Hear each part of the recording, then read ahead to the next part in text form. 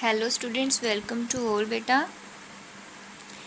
आज हम क्लास 10 का एक्सरसाइज 8.1 का क्वेश्चन नंबर 6 करेंगे। If angle A and angle B are acute angles such that cos A is equal to cos B, then show that angle A is equal to angle B।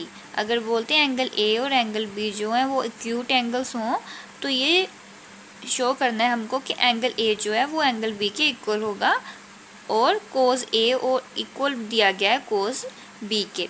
तो बेटा acute angles वो होते हैं जो 90 degree से छोटे होते हैं और ट्रिग्नोमेट्री में हमको पता है कि हम कौन सा ट्रायंगल बनाते हैं, 90 डिग्री वाला बनाते हैं। तो बेटा एक ऐसे 90 डिग्री का मैंने एंगल ले लेना है ट्रायंगल। तो बेटा अगर ये वाला मेरा जो है वो 90 डिग्री है तो इससे ये पता चल रहा है ना कि ए और बी जो है वो 90 से तो छोटा ही होगा। क्यों होगा बेटा? क्योंकि ट्रायंगल का जो सम होता है वो 180 होता है।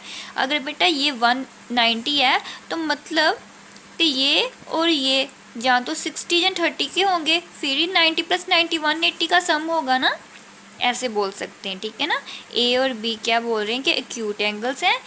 ये मैंने बोल दिया कि क्या है कि 90 डिग्री का एंगल बन रहा है। तो उन्होंने क्या बोला है कि ये एंगल इस एंगल के इक्वल है, ये हमको शो करना है।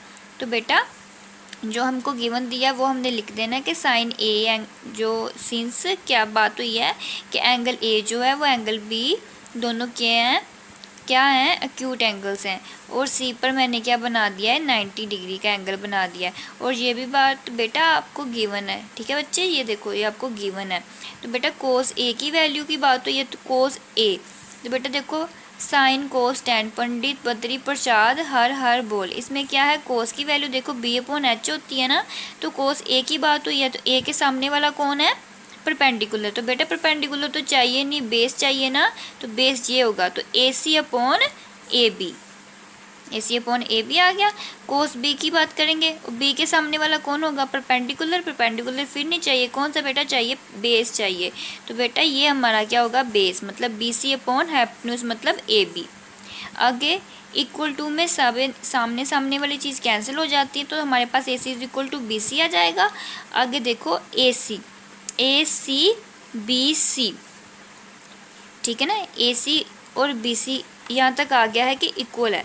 इसमें देखो इस वाले एंगल में देखो ये C दोनों सामने सामने वाले हैं, ये फिर भी कट सकते हैं ना। बट एक और बात भी देखो कि ये एंगल ये वाले ट्रायंगल के ये ट्रायंगल में ये वाला एंगल इस वाले ट्रायंगल के सामने है ना।